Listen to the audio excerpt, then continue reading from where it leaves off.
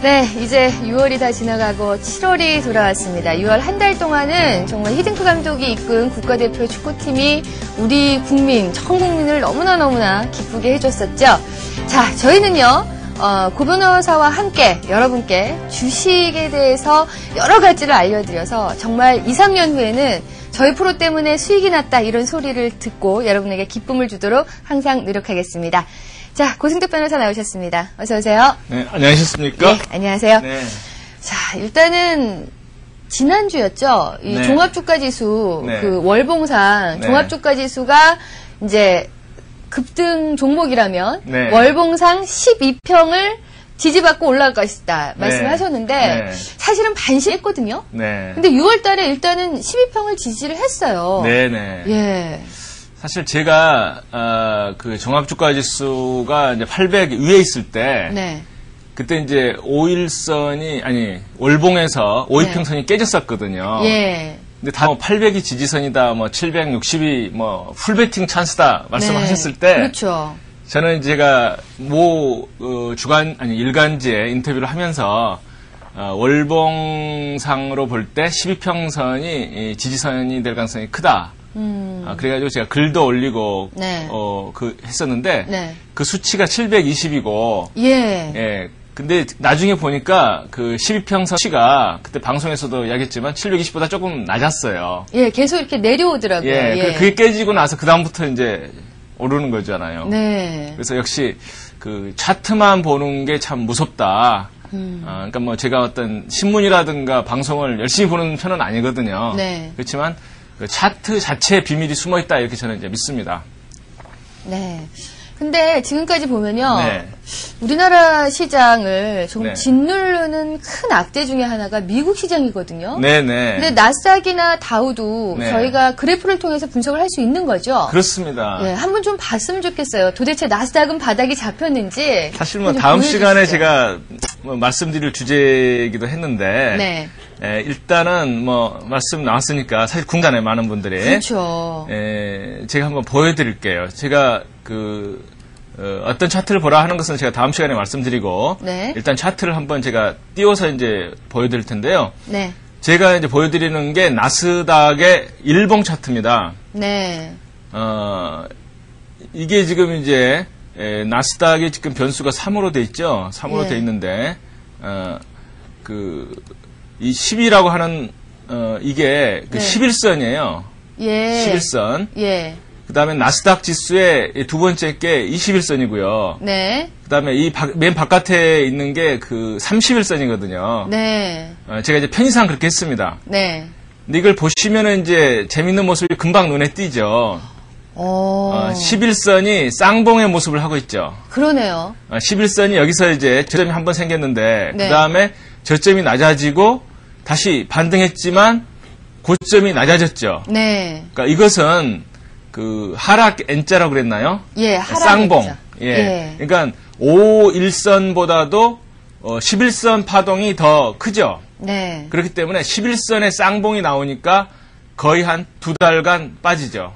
그리고 11선이 네. 계속 그 저항선으로 작용을 하네요. 그렇습니다. 예. 그래서 정말 많은 분들이 이 11선의 중요성을 몰라요. 예. 아마 대한민국에서 제가 최초로 11선 가지고 목청껏 외쳤다고 생각하는데요. 네. 21선보다도 이 11선이 더 좀 신뢰도가 있다고 보여지거든요. 네. 그리고 이제 참 답답한 게 뭐냐면은, 네.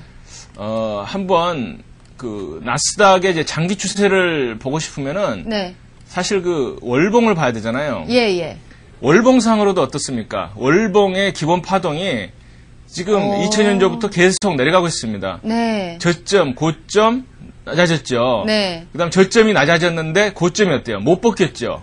네. 그러니까 파동상으로, 월봉 파동상으로 고점이 쌍봉의 패턴이 있어요. 예. 그러니까는 월봉상의 쌍봉이라고 하는 것은 큰 하락이거든요. 그렇죠. 그 모습은 이제 여기서도 알 수가 있어요. 네. 여기서도 낮아져가지고 올라갔는데 그 월봉, 봉파동이 쌍봉이 난 거거든요. 네. 그러고 나니까 폭락하잖아요. 그 밑에 있는 게 스토캐스틱인가요? 네, 이게 스토캐스틱입니다. 예, 조금 올려서 좀 보여주시겠어요? 네네네. 스토캐스틱도 계속해서. 그렇습니다. 그러니까 이때 보면은 예. 스토캐스틱이 쌍바닥 같이잖아요. 네. 그러나 올라가서 지금 내려갔는데 지금 스토캐스틱을 보게 되면 사실 이건 과매도 국면입니다. 네. 과매도. 스토캐스틱 수치가 제가 20을 침체권으로 말씀드렸는데 그렇죠. 최근에 그 슬로우 스토캐스틱 55 네. 이 모습은 지금 그 5까지 하락을 한 거예요. 네, 그러니까 엄청난 침체권이네요. 그렇습니다. 지난번에 보면은 스토캐스틱이 20 밑에서 네. 반등을 하잖아요. 네. 그랬는데 이번에 이제 10 이하로 월봉상 내려갔기 때문에 그 상당히 지금 침체권에서 기술적 반등이 충분히 나올 수가 있다 하는 이야기를 말씀드릴 수가 있습니다. 네. 자, 나스닥 차트도 월봉과 일봉 다 네. 같이 보면서 네네. 그 추세를 보고 네. 우리 시장이랑 함께 좀 보는 게 좋겠네요. 그렇습니다. 예. 자, 그렇다면 또 교재로 돌아가서 이 고승대 변호사께서 말씀하시면 참 부러워요. 아휴, 나는 언제 저렇게 차트를 놓고 말을 할 수 있을까? 여러분들 저희와 함께 공부하시면은 충분히 다 가능한 일입니다. 자, 이번 시간은 84페이지부터 해야겠죠? 네, 84쪽 그 잘못된 투자 원칙 중에서 이제 몇 가지 남은 것을 말씀을 드리겠습니다. 아마 이제 몇 번 제가 드린 것 같고 또 사례는 제가 한두 개씩만 책에다 띄웠습니다. 근데 사례가 한두 개 있다고 해가지고 중요하지 않다고 생각하시면 안 되고요. 사례가 한두 개만 가지고 제가 어떤 항목을 설명하는 이유는 사실 그 차트에서 그 해당되는 것을 고르다 보면은요. 제가 말씀드린 기억이 납니다만 책을 한 10권 써도 모자랍니다. 네, 하긴 그렇죠. 사실 그 많은 예들을 다 보면서 네. 이렇게 하나하나 설명할 수는 없잖아요. 네, 그렇습니다. 그러니까 책에 있는 뭐 그런 예시 같은 것을 그 다른 비슷한 차트를 그 과거 차트에서 한번 검증을 해보셔야 되는 거죠, 맨날. 네. 그게 일종의 그 모의 투자 훈련입니다. 제가 이제 남은 그 원칙 중에 하나가 반등 이용해 선절매하려고 기다리는 거. 네. 그게 참 어려운 수가 많아요. 많은 분들은 이제 주가가 특히 급락하게 되면 반등해서 본전이면 무조건 파겠다 결심을 하거든요. 근데 실제로 나중에 돌이켜 보면은 결코 본전이 안 오는 수가 많습니다. 그 이유는 뭐냐면은 그 하락세라고 하면 하락은 강하고 반등은 약하죠. 네. 그렇기 때문에 강하게 떨어진 게 본전까지 강하게 반등할 수가 없잖아요. 그렇죠. 그래서 그 강하게 떨어진 종목을 그 본전까지 와서 손절매하려고 기다리다가는 추가 하락을 몇 번 더 얻어맞는다 하는 게 확률이 뭐 굉장히 높거든요. 그리고요, 네. 주식을 갖고 있다 보면은 반등을 할 때 네. 더 올라갈 것 같은 기대감이 그렇죠. 생긴 것 같아요. 예. 가장 그 최악의 투자가 뭐냐면은 하락세인데 반등할 때 조금 본전까지 이제 그걸 이용해서 이제 매도를 해야 되는데 네. 많은 개미분들은 반등할 때 물 타면서 더 들어가요. 그렇죠. 예. 그렇죠. 그러니까 강하게 하락하는 종목이 약하게 반등 나오면 이건 절대 갈 수가 없는데 많은 분들이 특히 물 타는 것 때문에 물을 크게 먹는다는 거거든요. 네. 최근에 하락장에서 이제 많은 분들이 손해를 많이 보셨잖아요. 예. 그동안 뭐 작년 부터 금년 봄까지 상승장에서 번 수익을 최근에 이제 뭐 한두 달 하락할 때 다 까먹는 분들이 많으셨거든요. 예, 맞아요. 근데 그게 왜 그러냐면은 그동안 이제 조금 번 것에 대해서 공부를 안 하고 보신 거예요, 사실은. 그때는 정말 사면 다 올라갔잖아요. 시장이 좋았으니까요. 그렇죠. 예. 뭐 수익률의 차이만 있을 뿐이지 네. 실력이 있어서 본 게 아닌데 네. 그때 이제 자만심이 생긴 거예요. 주식이라고 사면은 뭐 조금 오르면 팔면 된다. 그러다 보니까 하락할 때 이제 뭐 점점 욕심이 생기죠. 그래서 하락할 때 더 많이 들어가가지고 많이 깨지셨는데 항상 강한 하락이 일단 나오게 되면 항상 현금을 늘리고 물량을 줄이셔야 되는데 개미분들은 이제 거꾸로 마인드가 돼서 그렇거든요. 그래서 몇 가지 원칙을 제가 썼습니다. 네. 가장 중요한 원칙은 급락하는 첫날 사지 말자. 왜냐하면 급락한다는 것은 어떤 세력 물량이 나올 가능성이 크거든요. 네. 그리고 급락이라고 하는 것은 아래로 강한 파동이 생기는 거기 때문에 파동이 생기면 그 다음에는 확률상 약한 반등이 나올 수밖에 강한 반등이 나올 수가 없죠. 그래서 급락했을 때 자기만 이거 싸게 사가지고 돈 벌겠다는 생각을 버리셔야 됩니다. 네. 그 욕심을 버리셔야 돼요. 그래서 급락 첫날 절대 사지 말고 결정적인 순간을 노려라. 예. 그리고 이제 하반경직 보이는 주식 매수하지 말자. 이건 제가 이제 몇 번 말씀을 드렸죠. 그렇죠. 책에는 뭐 제가 옛날 한빛은행 케이스를 가지고서 이제 말씀을 드렸었는데, 뭐 그 당시 이제 은행뿐만이 아니라 많은 것들이 그랬죠. 최근에 이제 그 어떤 종합주가수 일봉도 뭐 그런 그 계단식으로 이제 내려갔지만은 한번 그 무서운 걸 한번 또 보여드릴게요. 뭐 제가 한빛은행은 지금 이제 종목이 바뀌어가지고 예시를 해줄 수가 없고 이게 이제 조흥은행이거든요. 예. 조흥은행이 2000년도 하반기 모습입니다. 2000년도 하반기에 10월 달에 이제 급락을 한번 주고요. 그러고 나서 반등이 옆으로 갔죠. 네. 그러니까 이때 아마 은행주사라고 하는 그 매수 권유가 굉장히 많이 들어왔을 것 같아요. 네. 그러면은 현혹이 되죠. 어때요? 강한 하락 다음에 약한 반등이라고 하는 것은 이건 세력이 일관되게 파는 모습이다 생각을 하셔야 됩니다. 네. 그러니까 역시 그 다음 달간 또 급락이 나오죠. 네. 그러니까 이때 사신 분들은 재미를 못 보셨어요. 그리고 재밌는 게 뭐냐면 자 급락한 다음에 2001년도 초부터 이제 급등이 나왔습니다. 네. 근데 보세요. 이제 본전까지 딱 하루나 이게 가고는 그냥 또 밀리죠. 네. 그러니까 이때 이제 많은 분들이 강하게 올랐을 때 쫓아서 산 분들은 이제 더구나 물을 먹고 그렇지 않고 분들이 많을 텐데 네. 그분들이 이제 본전하려고 기다리다가 하다가 잠깐 한 하루 이틀 찬스를 놓치면 계속 빠지잖아요. 이렇게. 그렇죠. 예, 그러니까 항상 그 본전한다는 게 참 어렵다 이런 생각이 듭니다. 그렇죠. 그리고 이제 마지막으로 잘못된 그 투자 원칙이 뭐냐면은 네. 남에게 주식을 맡기는 거. 제가 뭐라고 했냐면은요. 네. 장이 조금 좋아지면은 뭐 조금 해가지고 돈 벌었다는 분이 많아요. 근데 그분이 돈 번 유일한 이유는 잘 알아서 돈 번 게 대세 상승보다 빨리 들어갔다는 것. 네. 근데 이제 빨리 어떤 분석을 해가지고 들어가셨으면 뭐 하락할 때도 이제 손절매를 빨리 하고 이제 빠져나올 텐데. 그리고 그분이 그냥 운이 좋아서 빨리 들어간 것 뿐이에요. 네. 근데 그분이 돈을 벌었다 그러면 주위에서 이제 돈을 맡기죠. 네. 내 주식도 해달라고. 예. 근데 실제로 어때요? 나중에 옆에 사람이 돈 맡길 때가 사실은 꼭지가 거의 다 된 거잖아요. 그렇죠. 그래서 다른 사람한테 돈을 맡기는 거 이런 것들은 이제 피하셔야지 되고 제가 이제 인터넷 쪽에서 이제 검색도 해보고 왔다 갔다 이제 다른 분들 글을 보니까 마치 자기가 이제 어떤 해가지고 네. 돈을 맡아서 불려주겠다고 남들한테 이렇게 돈을 끌어모으는 분들이 계세요.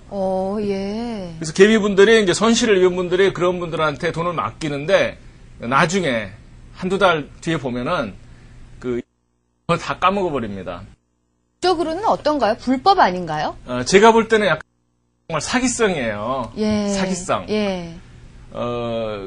많은 경우가 있다고 그럽니다. 그게 뭐냐면은 약간 이제 사이비 고수들이 많아요. 네. 그래서 그들이 끌어들인 돈을 모아가지고 자기가 작전하는데 거꾸로 이용하는 거예요. 네. 조그만 작전이 성행하잖아요. 예, 예. 그러면 자기가 어떤 종목을 사가지고 올려서 팔아야 되는데 그 다음에 올리는 방법으로 다른 사람 돈을 끌어가지고 띄운 다음에 자기는 빠져나오고 그 사람들은 물리게 하는 네. 그런 것들이 실제로 많이 성행을 합니다. 남한테 맡기는 것은 금물이시고요. 네. 특히 이제 그런 말이 있어요. 아무리 인간성이 좋아도 돈이 거짓말을 한다는 말이 있어요. 네. 저도 이제 당한 그런 케이스인데 예. 어떤 개인적으로는 상당히 신뢰성이 있고 성실합니다. 네. 근데 돈을 갖다 맡기면은 좀 엉터리가 돼버려요. 예. 약간 고의성도 있을 수가 있고. 네. 그래서 어떤 사람이 거짓말을 하는 게 아니고 돈이 거짓말을 한다. 그것은 네. 무슨 이야기냐면은 금전 관계에 있어서는 좀 엄격하라 그런 말씀이거든요. 네. 그래서 주식을 남한테 맡겨가지고 공짜 돈을 벌겠다고 하는 생각은 좀 맞아요. 자제를 좀 해주셨으면 합니다. 예. 자, 일단은 우리 투자자분들이 편하게 투자를 하고 네. 손실을 보더라도 좀 후회를 안 하고 이러기 위해서는 네. 본인 스스로 공부를 해가면서 투자를 하는 게 가장 좋은 방법이 아닐까 그런 예, 생각이 드네요. 그렇습니다. 예. 저희가 또 이렇게 항상 매주 네. 여러분과 함께하고 있으니까 저희가 이제 공부하시면은 충분히 혼자서도 매매가 가능하잖아요. 그렇습니다. 예. 제가 이제 책에서 강조한 그런 것들을 전적으로 이제 그 균형 있게 이해하시면은 네. 실패하실 수가 없거든요. 예. 지금 그 다음에 이제 제 5장 시장 흐름 분석 방법에 대해서 한번 말씀을 드릴게요. 네. 이건 정말 아무리 중요하게 강조해도 지나치지가 않습니다. 네. 시중에 있는 그 많은 책들, 네. 그리고 어떤 강의, 이런 것들을 가시면은 그 개별 종목 분석하는 방법은 무지 많습니다. 네. 무척 많아요. 어떤 패턴 해가지고 이제 일봉 차트 가지고 말씀을 많이 드리시는데 가장 중요한 게 뭐냐면 시장 흐름입니다. 네. 큰 파도를 무시하면 익사한다는 말은 많이 했잖아요. 예. 그래서 시장 흐름 분석 방법이 가장 중요한데 우리가 배운 이 기술적 분석 방법이 시장 흐름부터 적용이 돼야 되는 거고 시장 흐름이 가장 좋거든요. 네. 근데 왜 다른 분들은 어떤 책이라든가 그런 말씀을 안 하시냐 이거죠. 제가 이제 강조를 정말 하는 이유는 뭐냐면은 최근에 제가 강의를 한 3달 정도 진행을 했죠. 네. 그랬는데 또 책도 이제 아마 보시고 그런 분들이 많습니다. 근데 그 엉뚱한 종목을 사가지고 이 종목이 책에서 뭐 올라간다고 하는 그 신호가 나타난 것 같은데 하는 분들이 많으세요. 네. 그래가지고 손해를 보세요. 그럼 제가 이제 제 사이트에서 이제 문답도 제가 몇 번 해드렸어요. 네. 왜 그분이 그 잘못됐는지. 뭐 어떤 분은 제가 5가지를 또 지적해드리기도 하고 그랬는데 제가 뭐 어떤 개별 종목을 상담을 한다는 차원은 아니고요. 그 시장 흐름 분석을 안 했다는 게 가장 큰 페인입니다.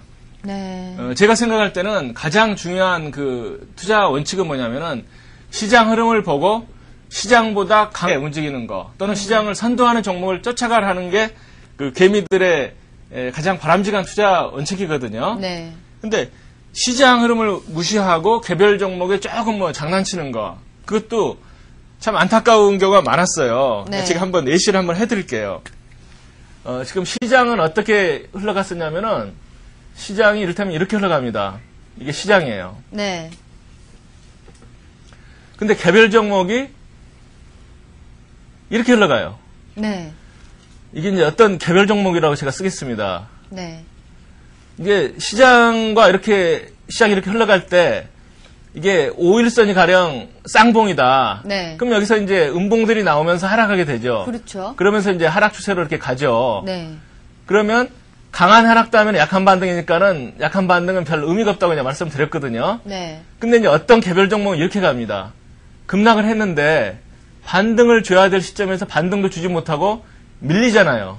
N자형 하락이죠. 예, 이건 뭐 쌍봉보다도 나쁘다고 말씀드렸죠. 네. 그러니까 옆으로 가는 것도 시원찮은데 밀립니다. 밀리면서 빠지는 거예요.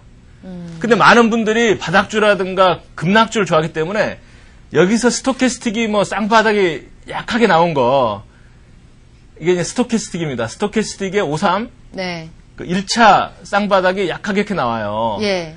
이걸 보고서 스토캐스틱 쌍바닥이니까 바닥이라고 생각하시는 거죠. 네. 절대 이건 안 됩니다. 시장이 이렇게 그 하락할 때는 하락하더라도 시장보다는 그 강하게 움직이거나 최소한 시장만큼 가야지만이 뭐가 지표가 맞는 거예요. 네. 근데 이것은 그 폭락을 내시하는 겁니다. 제 책을 보신 분들은 이게 폭락 80%라고 돼 있죠. 예. 폭락 확률 80%인 그 주식을 이런 주식을 이걸 무시하고 떨어진 다음에 이 바닥 네. 이 바닥에서 이것만 보고 사시더라 하는 거거든요. 그러니까 정말 그건 안타까운 겁니다. 그건 큰 걸 못 보시고 또 제 책의 주제가 제 5장이라 그래가지고 정말 상세하게 제가 썼잖아요. 네. 그러니까 가장 중요한 것은 시장 흐름을 먼저 보시고 또 그 분석 방법 있잖아요. 스토캐스틱 제가 뭐 533, 1066, 20, 12, 12 하는 것들을 네. 시장에 먼저 적용하시고 그러고 나서 그 최소한도 시장만큼은 움직이는 종목 중에서 선택을 하셔야지 네. 그냥 그 폭락 그 예감주 네. 그런 것만 가지고 이건 뭐 무슨 스토캐스틱이 뭐 물동네에서 어떻다 이렇게 하시면은 정말 안타깝죠. 실제로 그 먹을 게 없습니다. 저희 프로그램이 시작되고 나서 네. 고 변호사께서 계속해서 이제 프로그램 할 때마다 말씀드리는 게 네. 바로 큰 것을 먼저 봐라. 그렇습니다. 시장을 먼저 봐야 된다. 그리고 어떤 종목이든 이동평균선을 먼저 본 후에 네. 보조지표를 봐라. 네. 그렇게 계속해서 말씀을 드린데도 많은 분들이요. 이 이동평균선보다는 스토캐스틱을 더 신뢰를 하시는 것 같아요. 사실 제가 책에서 스토캐스틱 어떤 신드롬을 일으켰죠. 네. 정말 마법의 지표다. 다른 보조지표 뭐 10가지 이상 뭐 많은데 볼 필요 없이 우리가 스토캐스틱만 가지고도 편하게 매매할 수 있다고 하는 이제 그런데 스토캐스틱보다 중요한 것은 어디까지나 보조지표보다도 기본 파동이죠. 네. 그러니까 그 어떤 이평선 파동 또는 그 봉파동 자체를 보시면서 네. 그것의 보조 수단으로 하라는 것을 제가 말씀을 드리고 네. 제가 지난번에 그 스토캐스틱 그 특집 비슷하게 할 때 네. 그때 이제 제가 굉장히 강조를 해드렸죠. 그렇죠. 예, 그러니까 절대 그 읽지 마시기 바랍니다. 예. 시장 흐름 분석은 제가 경제 지표와 주식시장과의 관계를 먼저 이제 그 책에다 썼습니다. 그래서 제가 책 1권에 이제 쓴 내용을 좀 많이 요약을 해드렸는데요. 네. 결국은 경제 지표가 많이 신문에 쏟아져 나옵니다. 뭐 수출 동향도 나오고 그렇죠. 또 어떤 그 환율까지도 나오죠. 네. 뭐 환율이 나오면 우리나라 수출 뭐 수입이 좀 영향을 받을 수밖에 없죠. 그렇죠. 그리고 뭐 어떤 뭐 설비 투자는 어떻고 많은 지표가 나오는데 그 지표를 우리가 해석할 능력이 없습니다. 네. 그 경제 전문가들이라고 하는 분들이 많은데 예. 그분들도 어떤 하나를 가지고 분석을 하는 거지 다 분석을 해라. 모든 경제 지표를 다 분석하고 모든 산업을 다 분석해라. 모든 회사를 다 분석해라. 있을 수가 없는 이야기예요. 그렇죠. 그러니까 결국은 우리 개미분들도 그러려고 노력을 하지 마시라는 거예요. 예. 그 힘든 작업을 하면서 결국은 거꾸로 간다는 거거든요. 네. 그래서 그 힘든 작 하지 마시고 제가 알아야 되겠다고 말씀드린 그건 뭐냐면은 금리 추세입니다. 네. 금리 추세만큼은 우리가 알면은 큰 자금의 흐름을 알 수가 있다 하는 거거든요. 네. 제가 99쪽에다가 금리와 주가의 상관관계를 말씀을 드렸습니다. 금리는 분명히 주가랑 그 영향을 서로 상관관계를 가지고 움직이는 거거든요. 네. 근데 금리가 올랐다 내렸다가 중요한 게 아니거든요. 금리는 단기적으로 뭐 어제보다도 오늘 콜금리가 조금 오를 수도 있고 네. 조금 내려갈 수도 있습니다. 예. 근데 중요한 건 뭐냐면은 금리 추세죠. 네. 그러니까 금리가 내려간다고 했을 때 어제보다도 오늘 그 가령 2%가 빠졌다. 엄청나게 급락을 준 거죠. 네. 근데 금리가 하루 빠지면 우리가 얼른 생각할 때 금리가 빠지면 주가가 상대적으로 그 약간 메리트가 생기잖아요. 그렇죠. 왜냐면 그 배당은 일정하다고 생각하게 되면 떨어지고 배당은 같다. 그러면은 배당이 상대적으로 가치가 더 올라가죠. 올라가니까요. 예. 그래서 이제 얼른 생각할 때는 금리가 떨어지면 그 주식을 사는 게 맞을 것 같은데 그 단기적인 게 중요한 게 아니고요. 네. 금리가 내려가는 추세라고 하면 그 금리가 내려가는 이유가 뭐냐? 그건 결국 주가가 내려가기 때문에 뒤따라서 나오는 가능성이 커요. 네. 그러니까 정부가 주가 뭐 부양책을 쓸 수도 있지만 정부가 가장 쓰기 쉬운 금융정책은 뭐냐면 금리 가지고 한국은행에서 작용을 하는 겁니다. 네. 정부가 가령 그 주식을 가지고 올렸다 내렸다 한다 그러면 사실 그 인위적으로 시장에 개입하는 게 돼가지고 좀 문제가 크죠. 네. 그렇지만 한국은행이 콜금리 가지고 올렸다 내렸다 하면서 경제정책을 조정을 했을 때 네. 그건 우리가 원하는 바거든요. 예. 그래서 금리라고 하는 것은 주식시장을 뒤따라갈 가능성이 상당히 크다고 생각을 하셔야 됩니다. 실제로 미국도 그랬고요. 네. 그러니까 2001년도 아니 2000년도 초에 미국에서 금리를 이제 처음으로 내리기 시작했거든요. 네. 거의 한 10년간 주식시장이 상승을 했잖아요, 미국 시장에. 네. 그 금리를 거의 안 내렸었는데 미국 시장이 2000년도 초에 금리를 내렸다는 게 뭐였냐면은 결국은 미국 정부에서 주식시장의 하락이라고 하는 것을 공인했다. 이렇게 저는 책에다 썼죠. 네. 그러니까 마인드를 이제 거꾸로 가졌으면 그 다음에 이제 그 계속 샀다는 그 사가지고 실패했다는 그런 건 피할 수가 있는데요. 네. 최근에 이제 금리도 보시면은 좀 재밌게 움직이죠. 그동안 이제 금리가 계속 내려갔다가 바닥을 한번 치고 올랐잖아요. 네. 올랐다가 약간 또 다시 내려가는 추세에 있었죠. 네. 그러니까 정부에서 이제 그 최근에 나온 그 금리 정책이 뭐냐면 금리가 내려가면 어때요? 내려가면 그 제가 말씀드린 그 마인드를 가지고 보시면 주식 시장은 거꾸로 움직이죠. 네. 정부가 금리를 계속 떨어뜨린다고 하는 확신만 서면 이건 그 주가가 올라가는 게 아니고 내려갈 가능성이 커요. 그러니까 정부에서는 이번에 뭐라고 발표를 했냐면은 금리를 더 이상 안 내리겠다. 네. 그럼 우리가 이제 어떤 생각을 해야 되냐면은 금리 파동도 이제 쌍바닥이다. 네. 이해가 되세요? 예. 네, 금리 파동이 쌍바닥이 나면 네. 이것은 금리 기조가 올라가는 기조가 서죠. 예. 그러면 주식은 어때? 거꾸로 같이 올라가겠죠. 대세가 쌍바닥이 날 가능성이 크죠. 네. 그래서 최근에 그 조정 때문에 많은 분들이 괴로워하시지만 그 대세적인 관점에서는 아직은 괴로워할 때가 아닙니다. 네. 금리는 이제 쌍바닥을 치려고 하기 때문에 예. 긍정적으로 생각할 요인도 있다 이렇게 이제 말씀을 드리는 거죠. 고 변호사께서 좋아하시는 쌍바닥이 네. 모든 데 다 적용이 되는 것 같아요. 금리에도 적용이 되고 예. 주가에도 적용이 되고 지난번에 월드컵 저희 축구 경기 성적에도 또 적용이 됐었잖아요. 맞죠. 예, 참 재밌네요. 월드컵도 예. 저희가 이제 결승 간다고 했을 때가 네. 첫째 외봉이었어요. 예. 그 다음에 이제 그 3, 4위전에서 지면서 네. 그때 이제 쌍봉이 나면서 이제 국민들의 관심이 조금 이제 식을 거고 예. 그 쌍봉이 중요한 게 아니고 그 다음에 다시 더 큰 중기적인 이제 쌍바닥을 우리가 만들어야 되겠죠. 예. 그러니까 파동이 정말 중요하다는 말씀을 하셨는데, 그러니까 주가, 금리 그리고 환율까지도 이게 쌍봉 파동이 적용이 됩니다. 네. 제가 이제 어떤 분들한테 들었는데 그 현물 있잖아요. 그러니까 뭐 설탕, 네. 곡식, 예. 그 다음에 그 원유, 예. 이것도 이제 그 현물 선물하면서 거래가 되거든요. 그쵸. 근데 그 파동까지도 파동 원리가 적용이 되는 게 그 많은 전문가들이 말씀하시는 거예요. 예. 그러니까 그분들이 어떤 걸 보고 말씀하는 게 아니거든요. 네. 그러니까 최근에 그 주가 흐름 같은 것도 보면은 정말 그 파동은 무섭다 하는 이야기를 제가 항상 하게 되는 거거든요. 네. 그 지난번에 제가 지난 시간에 해드린 말씀이 기억나는지 모르겠어요.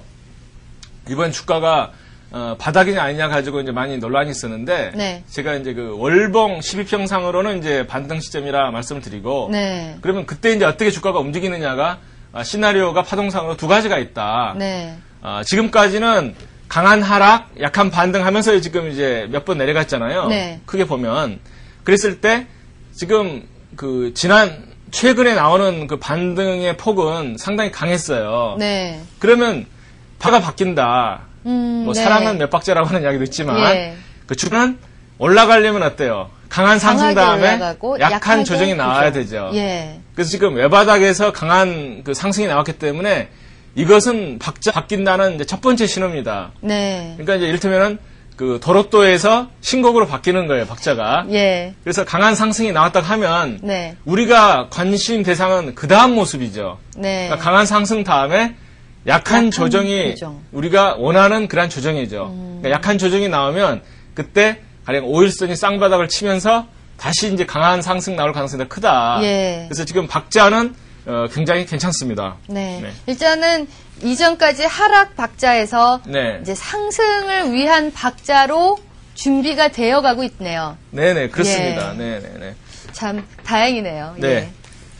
예. 그 다음에 이제 주식시장의 대세 4단계를 말씀을 드리는데요. 네. 이건 정말 그 어느 책에나 사실은 있는 내용입니다. 너무나 유명한 그 이야기거든요. 예. 일본의 우라카미 쿠니오가 그 주식시장은 4단계로 움직인다. 이렇게 네. 이제 말씀을 한 바 있는데 그 4단계가 뭐냐면 올라갈 때 2단계, 내려갈 때 2단계 해가지고 큰 파동이 나온다. 근데 이제 원리를 역시 아셔야 됩니다. 원리를. 제가 아주 쉽게 한번 설명을 해드릴게요. 네. 많은 책을 읽어보시면 뭐 첫째 장세는 금융장세다. 정말 금융장세라고 하는 이야기를 우리가 정말 많이 쓰죠. 네. 그 다음에는 실적장세다. 그 다음에 역금융장세고 마지막에 역실적장세다. 네 가지 이제 단계를 이야기를 하면서 뭐 여러 가지 설명을 하는데 듣고 보면은 굉장히 어렵죠. 네. 저도 이제 옛날에 책을 읽을 때 그럴듯한데 나중에 보면은 무슨 말인지 모르겠어요. 예. 그러니까 머릿속에 그 원리가 안 남습니다. 제가 이제 그 원리를 한번 말씀을 드릴게요. 어디까지나 파동 원리처럼 네. 그 주식 4단계도 원리가 있어야지 우리가 설명할 수가 있잖아요. 예. 이게 이제 주식시장입니다. 네. 근데 이제 포인트가 뭐냐. 제가 첫 시간에 처음에 강조해드린 게 뭐냐면 이 주식은 주가 선행의 법칙상 먼저 움직이더라. 네. 그러니까 이게 이제 경제 흐름입니다. 경제 흐름. 선행한다 그랬죠? 예, 주식은. 선행하죠. 예, 경기 흐름에. 그러니까 이건 지금 이제 경기예요. 경기 지표. 그래서 예. 이 시차가 우리나라에서는 6개월 정도라고 지금 알려져 있습니다. 이건 이제 학자들이 검증을 한 거고 네. 최근에도 그게 입증이 됐죠. 그래서 이제 금융장세라고 하는 것은 이 두 개의 사이클이 괴리가 생기기 때문에 나타나는 현상이다 생각하시면 틀림이 없습니다. 네. 그건 뭐냐면은 이게 조금 너무 이제 좀 과장돼 그랬는데 6개월이면은 이제 조금 늦어져. 그러니까 2단계는 뭐냐면 그 경기 지표는 아직 떨어지고 있습니다. 악화되고 있어요. 그러니까 많은 분들은 그러니까 이 부분이 되겠죠. 네. 그러니까 이제 수직으로 이렇게 보면은 이게 이제 주가 바닥을 치고 올라가는 거고 경기는 아직 떨어지고 있습니다. 그러니까 경기는 떨어지고 주식시장은 올라가는 단계예요. 네. 그러니까 이게 이제 금융장세인데 그 금융장세가 나타나고 하는 이유는 뭐냐면은 금리가 이제 먼저 변하거든요. 네. 그래서 이제 경기 지표, 뭐 GNP라든가 뭐 수출 동향 같은 것은 나빠져요. 한 네. 6개월 정도. 그렇지만 주가는 올라갑니다. 그래서 올라가는 이유는 이제 실적 장세가 아니라 금융 장세. 그러니까 쉽게 말씀드리면은 아까 그 금리를 말씀을 드렸죠. 네. 그러니까 그 큰 돈의 움직임은 굉장히 민감합니다. 우리가 생각할 때는 큰 손들은 주식을 할 것 같지만 사실은 채권을 해요. 채권. 네. 왜냐하면 채권은 고정 상품이기 때문에 그리고 이제 그 큰 돈이 뭐 국채라든가 이런 데 움직이기가 더 쉽거든요. 그렇죠. 그래서 이제 큰 손은 어떤 마인드를 가지고 움직이냐면은 금리 추세가 가장 우선하죠. 큰 손한테는. 네.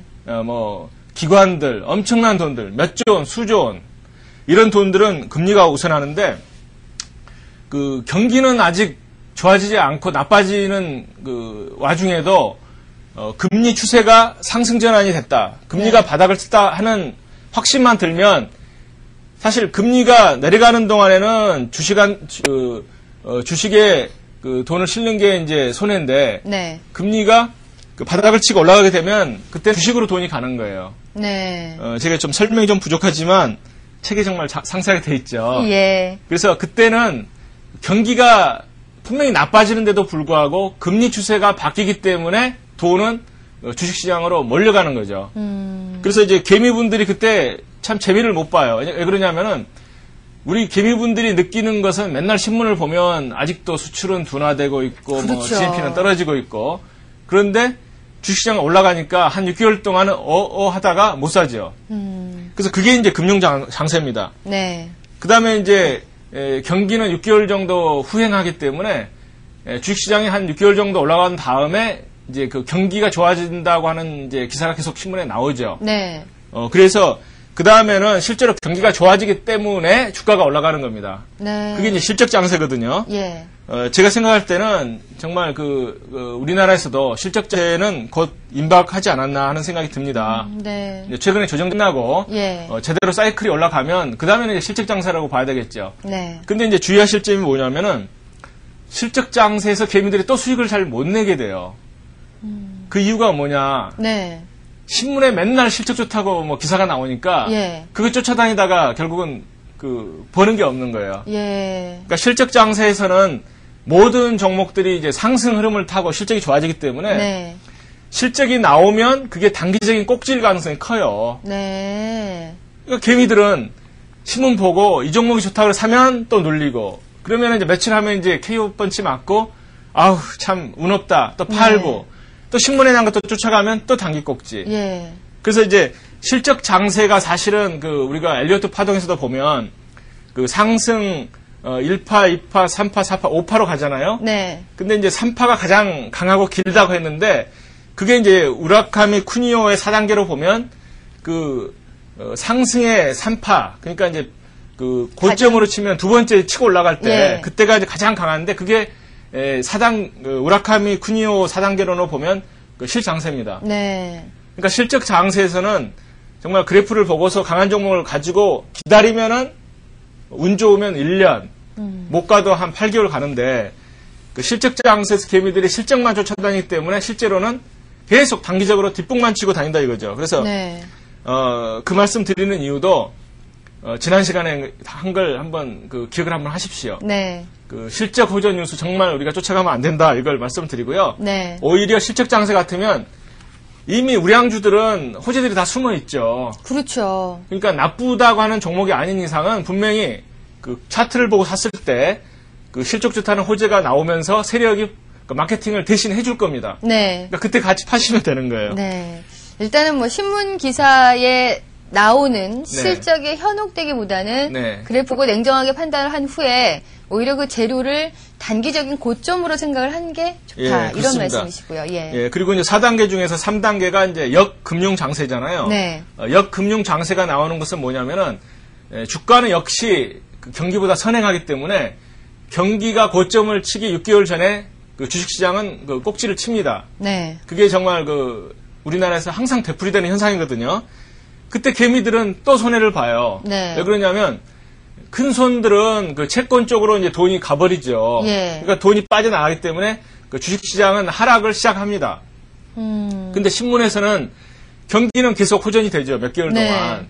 그러니까 그 경기에 막바지 불꽃인데도 불구하고 개미들은 항상 신문을 보고 그 매매를 하기 때문에 네. 그 정말 그 마지막 불꽃이 항상 강하잖아요. 그렇죠. 그러니까 신문에 보면 뭐 사상적만 발표가 되고 그래서 이제 역금융 장세에서도 역시 개미들은 그 볼 수가 없다 하는 거고요. 네. 그다음에 이제 마지막 장세는 역실적 장세. 그때는 주식시장도 빠지고 그 실적도 다 나빠지는 게 현실화됩니다. 네. 근데 이제 그때도 역시 또 개미들은 더 큰 손해를 보는 거거든요. 예. 그 이유가 뭐냐면은 그 주식시장이 빠지게 되면 네. 그 싸다고 생각해서 들어가게 되는 거거든요. 네. 그래서 싸다고 생각해서 들어가는데 엘리어트 파동을 한번 생각해 보세요. 항상 초기에 쌍봉 첫 번째보다도 두 번째 반등이 약한 다음에 내려가는 게 항상 더 강했습니다. 그렇죠. 예, 그러니까 그 싸고 약한 반등에서 들어갔다가 그 크게 당하는 게 역실적 장세거든요. 그래서 우라카니 쿠니오가 그 4단계를 약했는데 그게 이제 어떻게 보면 이제 개미의 심리가 나타나 있는 거죠. 네. 그래서 그 우리가 항상 결론은 다시 한마디입니다. 차트만 열심히 보자 하는 게 예. 이제 역시 그 주제가 되는 거거든요. 근데 참 희한한 게요. 네. 삼성전자 13만 원, 12만 원 할 때는 더 하락할 것 같아서 예. 매수를 못 하시던 분이 네. 40만 원 찍고 38만 원, 37만 원 가니까 네. 그렇게 일반 투자자들의 매수가 많이 몰리잖아요. 조금 떨어지니까 싸다고 생각하죠. 예, 그러니까 그 시각의 차이가 네. 오히려 잘못하면은 우리 일반 투자자분들한테 더 큰 손실을 주는 것 같아요. 그렇죠. 예. 그러니까 그 개미 심리를 그때 말씀드린 기억나죠? 네. 개미는 뭐 배가 작아서 많이 못 먹고 그 다음에 귀가 얇아서 조금만 실적이라든가 뭐 바람 잡아주면 귀가 쩡쩡 울리면서 그냥 감동을 하고 예. 그 다음에 그 땅바닥에 붙어서 가기 때문에 그 단기적인 매매를 많이 하다가 큰 네. 흐름을 또 놓치기 쉽다 이런 말씀을 제가 드렸죠. 예. 어쨌든 뭐 앞으로 실적 장세가 온다면은 네. 가장 큰 상승이니까 일단 이렇게 매수를 하신 후에 네. 그냥 쭉 기다리시는 게 좋겠네요. 그렇습니다. 예. 사고 파는 것보다도 예. 그 확인 매매라고 해서 예. 추세가 꺾이면은 손절매하고 파는 거고요. 네. 추세가 어떤 전환됐다고 보기 전에는 그냥 가지고 계시는 게 이제 정석이고 그런 거죠. 근데 저희가 이제 다음에 공부할 그 교재 네. 페이지를 딱 보니까 진짜 눈에 탁 띄는 게 있어요. 개미가 실패하는 가장 큰 원인과 치료 방법. 예. 네. 눈에 정말 띄네요. 치료할 수 있는 방법이 있다고 하니까요. 그렇죠. 예. 사실 읽어보시면 다 아시는 내용일 수도 있어요. 예. 제가 책에다 자세히 쓴 이유는 정말 중요한 것을 우리가 중요하다고 생각 못하기 때문에 항상 손해를 본다. 네. 개미는 시장 분위기를 따라서 매매를 하고 그다음에 주가는 그 시장 분위기보다 더 먼저 움직이기 때문에 뒷북만 친다. 네. 그다음에 이제 가장 중요한 건 뭐냐면 알려고 하지 말라. 네? 알려고 하지 말라고 하는 게 그냥 중요한 포인트예요. 알려고 하지 말라고요? 예. 아니 뭐 알면 다쳐 이것도 아니고 이게 무슨 말입니까? 그러니까 111쪽을 보시면은 예. 그 자세하게 제가 풀어놨습니다. 네. 그 시장 흐름이 느닷없이 바뀌는 수가 있습니다. 네. 그때 이유를 분석하거나 알려고 하지 말고 네. 그 추세를 따라가라 하는 말씀이에요. 아, 예. 그러니까 차트 시장의 그 리얼타임 실시간 현재 추세가 나타나는 겁니다. 네. 근데 잘 올라갔던 종목이라든가 시장이 갑자기 급락을 해요. 네. 그랬을 때 왜 급락할 것인가는 나중에 분석을 하시더라도 분석하시고 예. 일단 실시간으로 적응을 하셔야 됩니다. 그 시장의 급락이라든가 급등이 나올 때는 이유가 있어요. 네. 그것은 이유를 알 때가 되면 한 박자가 늦습니다. 네. 그러니까 급하게 그 올라가던 종목이 급락을 했을 때는 네. 이건 파동의 아까 박자가 바뀌었잖아요. 그렇죠. 예, 그러니까 파동의 박자가 바뀔 때는 토로또가 신곡이 되면 네. 신곡을 불러야 되는 거지 토로또를 계속 하면 무슨 그 김정구 버전밖에 안 되는 거잖아요. 예. 그래서 그 추세가 바뀔 때 머뭇머뭇 이유를 알려고 애쓰면서 시기를 놓치지 말고 네. 그 차트의 흐름을 따라가라 하는 게 그 포인트입니다. 근데 정말 많은 분들이요, 네. 이 종목을 매수를 해서 갖고 있다가 막 상승을 하다가 떨어지면은, 네. 아, 이거는 잠시일 거야. 네. 분명히 올라갈 거야. 떨어질 이유가 없어. 뭐 그렇죠. 실적도 좋고, 뭐 다 좋은데 이게 왜 떨어져? 왜 떨어져? 이러고 그냥 갖고 계시거든요. 그리고 또 이제 궁금한 사람은 또 뭐 인터넷에서 한두 시간 왔다 갔다 하면서 그렇죠. 혹시 뭐 어떤 뭐 뉴스가 없나 한번 또 검색을 해보죠. 그렇죠. 예. 예. 그러니까 그런 자기만의 어떤 예측이나 기대보다는 보이는 그대로 예. 떨어지면 아 떨어지는구나. 예. 팔자. 이런 식의 생각이 가장 좋다라는 말씀이시군요. 그렇습니다. 예. 그러니까 차트를 제대로 분석하는 것은 굉장히 중요한 일이죠. 네. 공부를 하시는 건 좋아요. 그건 알려고 얼마든지 하셔야 되고 네. 한번 그 공부를 하시게 된 다음에는 어떤 그 기술같이 네. 계속 평생을 이제 써먹으실 수가 있는 건데 어떤 그 재료라든가 실물의 움직임에 대해서는 알려고 하지 마세요. 네. 제가 이제 전에 그 하이닉스 기억인지 모르겠어요. 하이닉스가 뭐 좋은 것처럼 다 갑자기 폭락을 해버렸었잖아요. 그렇죠. 그러고 나서는 완전히 좀 맛이 갔다 그러나요? 네. 그다음부터는 이제 그래프가 이건 뭐 도대체 끼워줄 수 없는 그래프가 됐는데 예. 제가 그때 그 실시간으로 한번 그 급락하는 장면을 제가 이렇게 봤었거든요. 네. 갑자기 폭락을 하는 거예요. 횡보하다가. 그러니까 약간 밀리면서 내려갔다가 옆으로 갔다가 이제 폭락을 했죠. 네. 그래서 장중에 급락이 갑자기 나오기 시작하는 겁니다.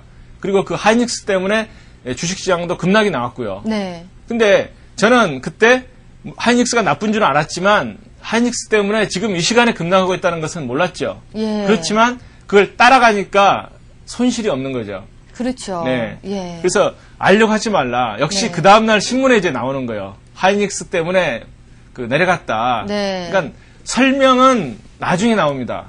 근데 급락할 때 그 추세를 안 따라갔으면 장중에 큰 손실을 입을 수가 있는 거잖아요. 그렇죠. 네. 다음날 아침 신문에 나오는 뉴스 보고 매도를 하려고 하면은 뭐 매도의 기회도 적을 뿐더러 네. 손실폭도 상당하니까 네. 일단 눈에 보이는 대로 믿는 게 가장 중요할 것 그렇습니다. 같네요. 그러니까 꿈보다 해몽인 경우가 많아요. 예. 그들이 갑자기 잘 나가는 것처럼 보이는데 갑자기 급락이 나왔을 때 네. 꿈보다 해명인 수가 많습니다.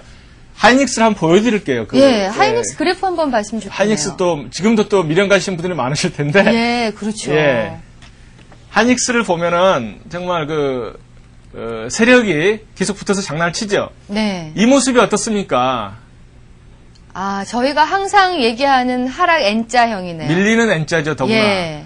그러니까 지금 까만 게 이제 5일선이고요. 네. 빨간 게 이제 21선이거든요. 예. 그러니까 이때 분명히 강하게 상승했습니다. 네. 그러니까 하루 이틀 3일째 누르고 하루 이틀 3일째 누르고 하루 이틀 3일째 눌렀죠. 네. 이게 왜 나타나는지 아세요? 그 세력이 돈이 없어서 미수 쳐가지고 예. 올리는 건가요? 맞아요. 제가 예. 맞아요. 아주 유승민 씨도 아주 이제 도사 되셨네. 예. 세력 하셔도 되겠습니다. 그러니까 하루 이틀 3일 올리면 예. 이제 여기 미수 정리를 하는 거예요. 예. 또 미수 정리하고 이러면서 예. 이제 올린 거거든요. 네. 그러고 나서 이때 어때요? 이제 정리를 다 했죠. 예. 그러니까 강한 상승이 있었지만 강한 하락이 나왔습니다. 네. 그러니까 이 강한 하락이 나올 때 이유를 묻지 마세요. 네. 세력이 움직인다고 생각하십시오. 예. 그러고 나서 이제 반등 못하고 이것은 뭐냐면 세력이 지금 마지막 물량을 정리하는 거거든요. 네. 그러고 나서 아침에 이 급등으로 시작했잖아요. 네. 이게 바로 마지막 세일이었습니다. 음. 이때 쫓아가신 분들은 쪽박차죠. 그렇죠. 그러고 나서는 이제 비전이 없죠. 그 후로 뭐 계속 100원 껌값이라 그랬어요. 하이닉스 200원까지 하락해서. 예. 이때도 이제 세력이 한번 들어갔죠. 네. 이때 이제 양봉이 조금씩 나오면서 이제 반등을 하죠. 네. 이때는 뭐 상한가까지는 아니지만 이제 조금 뭐 한 7, 8% 오르고. 근데 이런 것들이 그 결코 세력의 그게 아니었다는 거죠.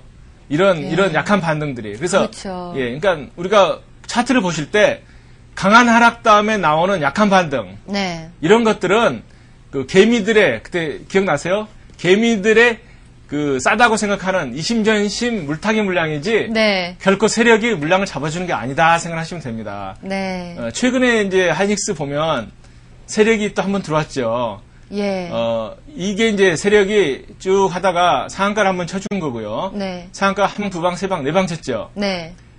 사실 이제 제가 하이닉스 같은 것은 사지 말라는 말씀을 드리고 싶어요. 하이닉스는. 왜 그러냐면 이건 그냥 투기주지 그 정상적인 주가는 아니잖아요. 네. 근데도 이제 재미있는 건 뭐냐면 이게 지금 그 장의 반등 타이밍이었습니다. 네. 시장 전체가. 예. 그 제가 이제 그 시장 반등이 강하게 나온 첫날 네. 그 대형주 또는 이제 그 큰 주식들의 움직임을 보니까 삼성전자가 5% 올랐을 때 하이닉스는 상한가 갔어요. 네. 대한항공은 뭐 한 7, 8% 정도 올랐습니다. 예. 그래서 제가 차트를 보면서 시장의 반등을 주도하는 게 하이닉스네 생각을 한 거거든요. 예. 역시 어때요? 세력이 들어왔기 때문에 하루 이틀 3일 이런 식으로 이제 계속 5일째 하고 나서 지금 이제 세력의 물량을 좀 내놓죠. 네. 그렇지만 역시 시장의 선도도 투기주도 가끔 선도할 수 있다. 네. 그렇지만 원칙은 뭐냐? 그 반등 처음에 쫓아가는 것은 금물이다. 네. 어디까지나 쌍바닥을 보셔야지 좋다 이렇게 말씀을 드리고 네. 주가가 액면가에 그 특히 20% 미만인 주식. 예. 그러니까 하이닉스가 5,000원인데 20%는 1,000원이잖아요. 그렇죠. 그러니까 액면가에 20%의 미등 종목은 개미들은 들어가서는 안 됩니다. 네. 그건 정말 그 세력이 들어갔다가 자기들이 깨지더라도 개미들은 들어가면 안 되고요. 그것도 아마 제 책에다 어디 쓴 것 같아요. 네. 20% 룰. 예.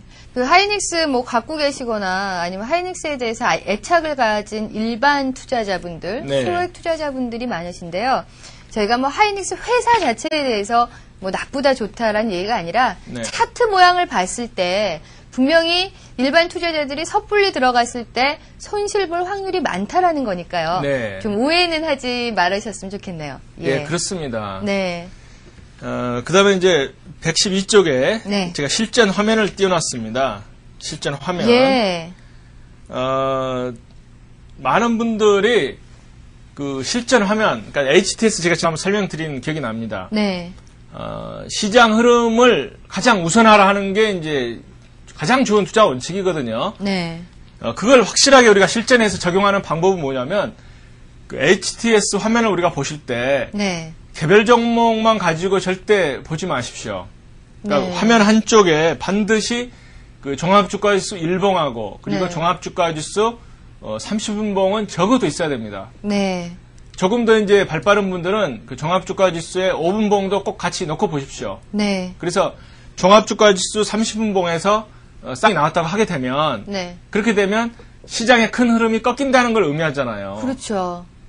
1봉보다도 먼저 그 흐름을 보여주는 게 30분봉입니다. 그렇기 때문에 30분봉에서 쌍봉이 나게 되면 그 개별 종목이 눌릴 가능성이 굉장히 크죠. 네. 그러니까 그때 자기만 이것을 사가지고 돈 벌겠다고 하는 생각을 하지 마시고요. 네.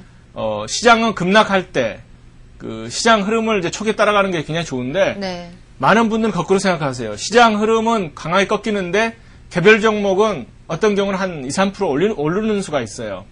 그랬을 때 많은 분들은 시장은 꺾이는데 이 종목은 2, 3% 오른다, 강하다 이렇게 생각하시는데 그건 아닙니다. 네. 제 경험으로 보게 되면 그 개별 종목이 정말 뭐 상한가치 쳤을 때 그때는 그 시장 흐름과 반대로 이제 세력이 가겠다고 하는 강한 의사 표시죠. 네. 상한가 친 다음에 그 다음날 안 밀렸다고 하게 되면 정말 그 눈에 띄는 이제 작전주를 하겠다 그런 이야기인데 네.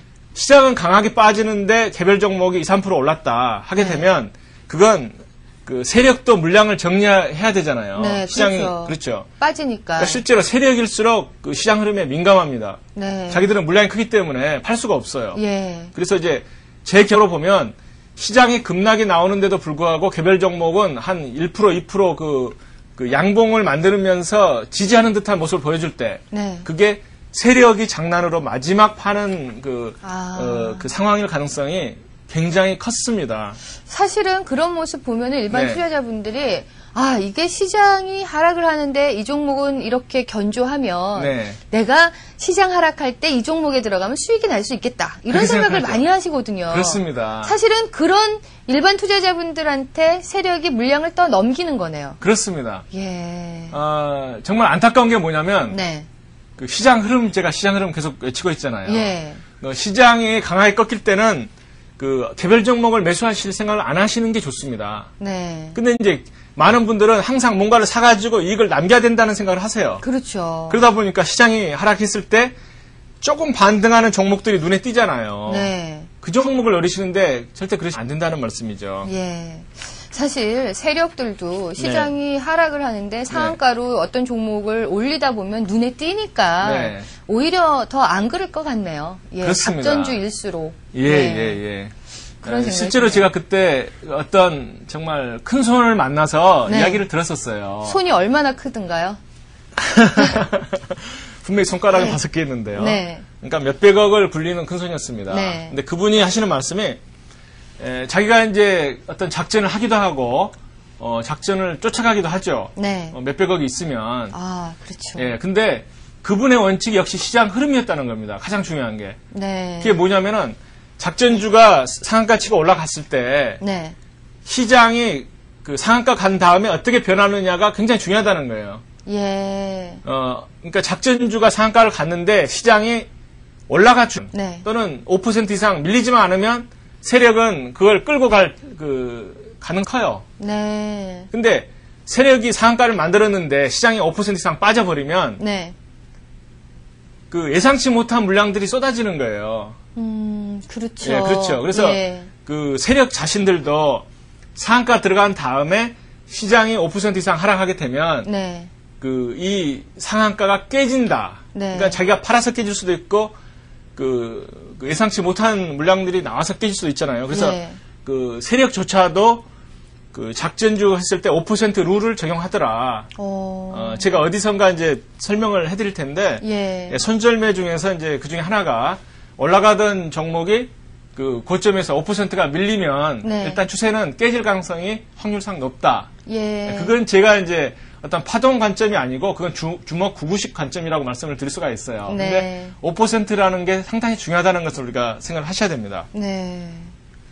저 일단 뭐 네. 세력이 어떤 종목을 네. 이렇게 끌어올린다 하더라도 네. 물량 전체를 다 갖고 있을 수는 없잖아요. 그렇습니다. 그러다 보니까 시장 흐름이 안 좋으면 다른 세력 물량이 아닌 다른 물량들이 같이 심리적으로 좀 동요가 돼서 네. 나오니까 네. 일단은 좀 계속해서 흐름과 반대로 움직이긴 힘들겠네요. 그렇습니다. 예. 그리고 이제 재밌는 게 뭐냐면 네. 그 세력 따라잡기가 사실은 유행을 하고 있죠. 그렇죠. 상한가 갔을 때 운 좋게 그냥 그 상한가가 15% 아닙니까? 네. 근데 한 10% 중에서 보면 세력이 5%까지 더 올려서 이제 상한가를 만들어 주니까 예. 5% 먹고 나올 수도 있고 네. 운 좋으면 이제 다음 날 갈 수도 있잖아요. 예. 그래서 이제 세력은 자기가 강하게 그 추세를 움직일 때 그 연합군 같이 쫓아오는 세력이 준 세력이 있다고 이제 믿고 네. 또 실제로 이제 차트를 그 어떤 분봉을 가지고 그 리얼타임을 잡는 분들은 실제 쫓아가실 수가 있습니다. 네. 근데 이제 양이 나빠지면 그러한 그 추종 세력들 물량이 나오죠. 네. 근데 그 추종 세력 물량이 굉장히 큽니다.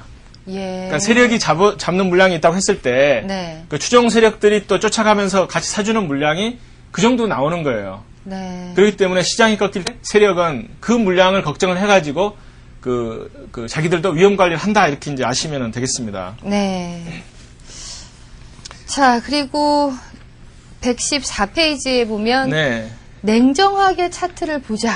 참 예. 어렵죠. 말은 쉬운데 정말 저희도 항상 이제 투자자분들한테 네. 방송 진행하면서 냉정하게 시장을 보십시오. 이런 네. 얘기 하는데 그것처럼 어려운 게 없는 것 같아요. 가장 쉬운 방법을 제가 몇 번 말씀을 드렸어요. 예. 그게 뭐냐? 예. 아까 알려고 하지 말라. 아, 예.